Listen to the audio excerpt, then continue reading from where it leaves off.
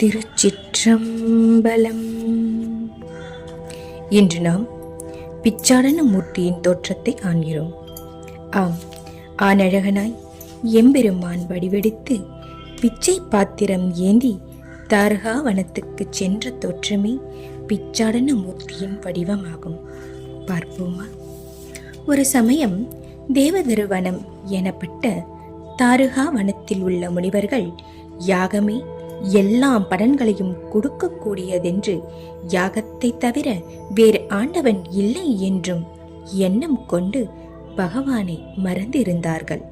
அதேபோல் முனிபத்தினிகள் கற்பில் ஒன்றே சிறந்தது என கொண்டு பகவானை ஆராதிப்பதையே விட்டுவிட்டார்கள். இவர்கள் அறியாமையை நீக்க ஈசன் திருவுள்ளம் கொண்டார். ஆம், மகாவிஷ்ணுவை அழைத்து அழகிய பெண்ணை போல் உருவம் எடுக்க சொன்னார். விஷ்ணுவும் அவ்வாறே தம்மை பலவர அலங்கரித்து கொண்டு கண்டோர் மயங்கும் பெண் வடிவம் கொண்டார். இப்படியே புறப்பட்டு சென்று தாரகாவனத்தில் யாகம் செய்யும் முனிவர்கள் முன்னிலையில் நடமாடி அவர்கள் உள்ளத்தில் மோகம் உண்டாக செய் என்றார் ஈசன். விஷ்ணுவும் தாரகாவனத்தை அடைந்தார். அங்கே யாகம் செய்யும் முனிவர்கள் முன்பு வீணையில் இனிய நாதம் எழுப்பினார். இசையினால் கவனம் ஈர்க்கப்பட்ட முனிவர்கள் தங்கள் செய்து வந்த யாக காரியங்களை நகர்த்திவிட்டு நாதம் எங்கிருந்து வருகிறது என்று சுற்றுமற்றும் திரும்பி பார்த்தார்கள். அவர்கள் பார்வை பெண் வடிவிலே வந்திருக்கும் விஷ்ணுவின் மீது பட்டது. அங்கேயே லயந்து விட்டது. அத்தனை பேரழகு வடிவம் கொண்ட பெண்ணை அவர்கள் இதுவரை பார்த்ததே இல்லை. அவள் மேல் வைத்த பார்வையை மீட்க சக்தியும் இல்லை. அவளையே பார்த்தபடி இருந்தார்கள். அவர்களுடைய உள்ளங்கள் தம்மிடம் அடிமையாகிவிட்டன என்பதை உணர்ந்து மெல்ல இசைத்தபடி அங்கிருந்து நகர்ந்தார் விஷ்ணு பகவான். முனிவர்கள் தங்கள் செய்து வந்த யாகத்தை மறந்தனர். தம் மனைவியரை மறந்தனர். பெண்ணாக வந்திருக்கும் விஷ்ணுவோடு புறப்பட்டும் விட்டனர். அவர்கள் உள்ளங்களில் அந்த மோகன வடிவே நிறைந்திருந்தது. அவள் அழகை பற்றிய நினைவே அவர்கள் சிந்தனையில் குடிக்கொண்டிருந்தது. யாகசாலையில் இந்த முனிவர்கள் விஷ்ணுவின் மாயில் சிக்கிக் கொண்டார்கள் என்று புரிந்து கொண்ட சிவபெருமான் அவரும் புறப்பட்டார். அதே நேரத்தில் சிவபெருமான் பரதேசியை போன்று வேடம் கொண்டு திகம்பரனாய் கையில் ஓடேந்தி உடுக்கை அடித்து பாட்டு பாடி முனிவர்களின் இல்லங்களுக்கு சென்றார். ஒவ்வொரு வீடாக ஏறி உடுக்கையின் நாதத்திற்கு ஏற்ப பாட்டு பாடி பிச்சை கேட்டார். யாரோ பரதேசி பிச்சை கேட்டு வந்திருக்கிறான் என்று வெளியே வந்த முனிபத்தினிகள் ஒரு கணம் திகைந்து விட்டார்கள். பிச்சைக்கு வந்திருப்பவரின் சுந்தர வடிவத்தை கண்டதும் அவர்கள் உள்ளங்களில் கள்ளம் புகுந்து விட்டது. அவர்களை பார்க்க பார்க்க அவர்கள் உள்ளங்கள் இன்பம் ஊற்றெடுத்தது. ஒருவரோடு பேசிக்கொண்டு, இவர் பிச்சாடன பிச்சை கேட்டு வந்திருக்கிறார் போல் இல்லை, அழகான மோகன வடிவமாக இருக்கிறது என்று பேசி இறைவனின் மாயையை பார்த்து ரசித்து கொண்டிருந்தார்கள். சிவபெருமான் அங்குள்ள முனிவர்கள் அத்தனை பேருடைய விடிகளிலும் ஏறி இறங்கி முனிபத்தினிகளின் மனதிலே ஆசை கனல் கொழுந்து எரியவிட செய்தார். அவர்கள் அவரை சூழ்ந்து கொண்டு பலவிதமாக உரையாடினார்கள். மனதுக்கு இதமான பாடல்களை பாடும்படி வற்புறுத்தினார்கள். தேனிலே அமர்ந்த ஈயை போன்று அவர்கள் சிவபெருமானை விட்டு பிரிய மனமின்றி தவித்தனர். அவர்களுடைய மனநிலையை அறிந்த ஈசன் மெல்ல அங்கிருந்து தவசாலையை நோக்கி நகர்ந்தார். முனிப்பத்தினிகளுக்கு அவர் புறப்பட்டு விட்டாரே என்ற வருத்தம். இறப்ப அதுக்குள் புறப்பட்டு விட்டாயே என்று அவரை மேலும் பாட்டுக்கள் பாடும்படி வற்புறுத்தினர். ஈசனோ மெல்ல அவர்கள் வற்புறுத்தலுக்கு இணங்குவது போல நிற்பதும் உடனே புறப்பட்டு சிறிது தூரம் நகர்வதுமாக இருந்தார். முனிபத்தினிகளும் தங்கள் இல்லங்களை மறந்து அவரோடு புறப்பட்டு வந்தனர். அப்போது எதிர்ப்புறமாக மற்றொரு கூட்டம். அவர்கள் வேறு யாருமல்ல, விஷ்ணுவின் மாயையில் சிக்கிக் கொண்டு அவர்கள் பின்னாடியே வந்த முனிவர்கள்தான். விஷ்ணுவின் மோகன வடிவத்தை கண்ணால் பருகி ஆனந்தித்து அவர்கள் பின்னாலேயே வந்து கொண்ட முனிவர்கள் தூரத்தே வந்து கொண்டிருக்கும் பெண்களின் கூட்டத்தை கண்டதும் திடுக்கிட்டனர். அவர்களின் ஒருவன் அக்கூட்டத்தில் முனிப்பத்தினிகள் இருக்கிறார்கள் என்று அறிவித்ததும் மற்றவர்கள் விழுந்தடித்துக் கொண்டு ஓடினார்கள். யாரோ பரதேசி ஒருவன் உள்ளத்துணர்ச்சிகளை எழுப்பும் பாடல்களை பாடுவதும் அவன் பாட்டை கேட்டு முனிப்பத்தினிகள் மெய்மறந்து அவனை புகழ்வதையும் பார்த்த முனிவர்களுக்கு சொல்ல முடியாத கோபம் எழுந்தது. அட துஷ்டா, என்ன காரியம் செய்கிறாய்?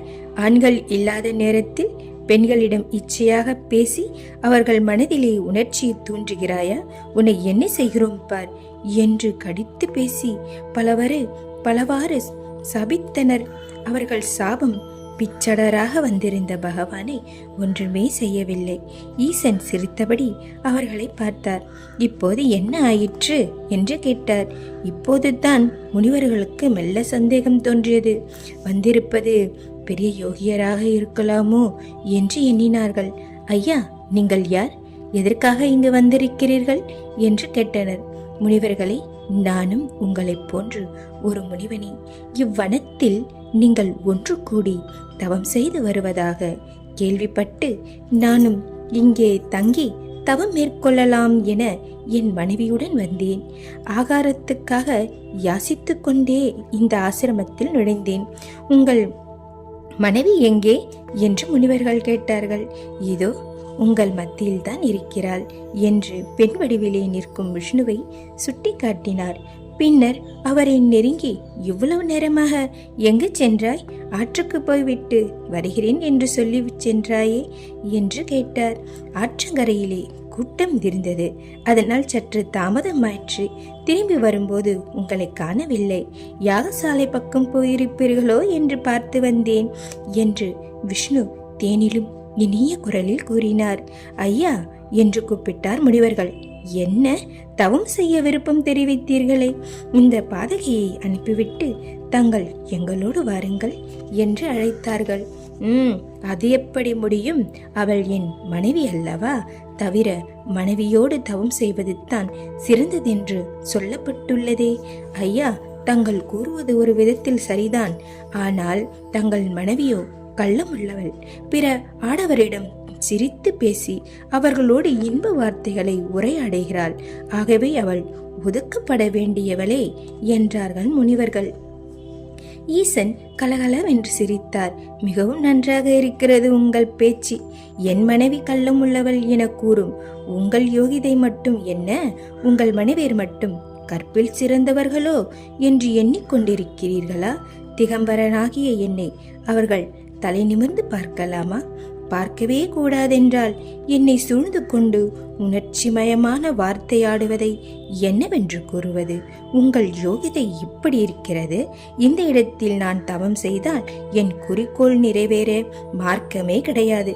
நான் வருகிறேன் என்று கோபம் கொண்டு போல் நடித்து விஷ்ணுவையும் அழைத்து கொண்டு வேகமாக நடந்தார்.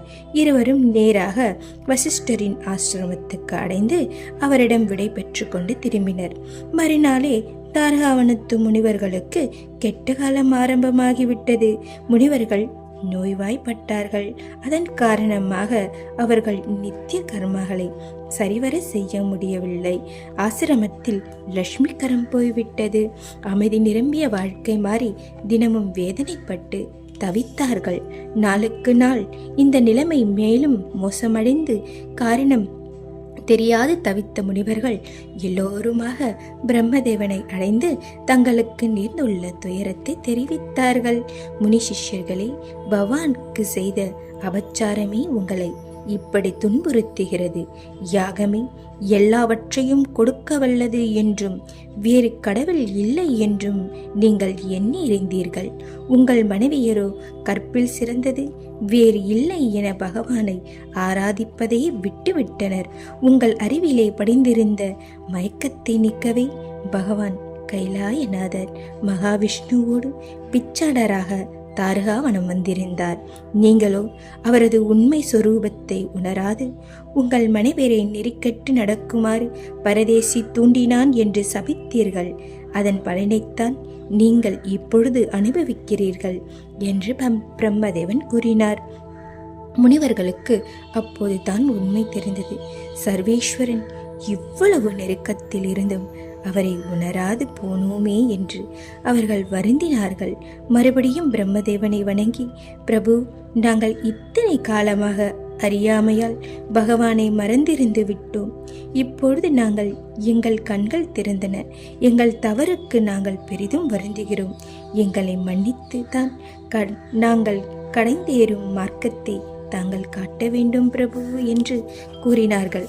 பிரம்மதேவனும் அவர்களுக்கு சிவலிங்கம் ஒன்றை கொடுத்து பஞ்சாட்சர மந்திரத்தை உபசரித்தார். நீங்கள் இந்த லிங்கத்தை எடுத்துச் சென்று தினமும் தவறாது ஆராதித்து பஞ்சாட்சர மந்திரத்தை ஜபித்து வந்தீர்களானால் சிவபெருமானின் அருள் பெறுவீர்கள் என்றார்கள். முனிவர்களும் சிவலிங்கத்தை பக்தியோடு பெற்றுக்கொண்டு தங்கள் இருப்பிடத்தில் பிரதிஷ்டை செய்தனர். தினமும் லிங்கத்திற்கு அபிஷேகம் ஆராதனை செய்து மலர்கள் கொண்டு பூஜித்தார்கள். இப்பூஜையில் மகிழ்ச்சி அடைந்த ஈசன் மறுபடியும் சிவனோடு பிச்சாடன கோலத்தில் தாருகாவனம் வந்தார். இம்முறை அவரை பார்த்த முனிபத்தினிகள் சித்தம் பேதலிக்கவில்லை. அவரை பக்தியோடு வரவேற்று காலெழும்பி பிச்சையிட்டனர். முனிவர்களும் மகிழ்ச்சி பெருக்கத்தோடு பகவானையும் விஷ்ணுவையும் வேத கோஷங்களால் வரவேற்று அக்ஷயம் முதலியவனைகளை கொடுத்து உபசரித்தார்கள். ஆம், ஆணவம் தலை தூக்கும் போதெல்லாம் அறிவு மழுங்கி போவது இயற்கைத்தானே. இந்த ஆணவத்தை அழிக்கவே இறைவன் பிச்சாடன மூர்த்தி திருக்கோலம் கொண்டார். நம் திருக்கோவில்களில் நிகழும் பிரம்மோற்சவ காலங்களில் பிச்சாடன மூர்த்தியின் திருவிழாவானது திருக்கோவில்களில் நிகழும் போதெல்லாம் நன்றி மறந்தவர்கள் பொய்யை அழிக்க அவர் வந்து கொண்டிருக்கிறார். ஆணவம் கொண்டு அதர்மம் புரிவர்களை அடக்குவதற்காக பிச்சாடனர் வந்து கொண்டிருக்கிறார். இறைவன் மறந்து வாழ்பவரை காண திருவிழா வந்து கொண்டிருக்கிறார் என்று நாம் கருத வேண்டும். இறைவனின் திருக்கோலத்தில் வழுவூரில் தரிசனம் செய்யலாம். இனி வரும் காலங்களில் இறைவன் திருக்கோவில்களில் நிகழும் பிச்சாடன மூர்த்தியின் தரிசனத்தை கண்டு நித்திய வாழ்வினை பெறுவோம். வாருங்கள். திருச்சிற்றம்பலம்.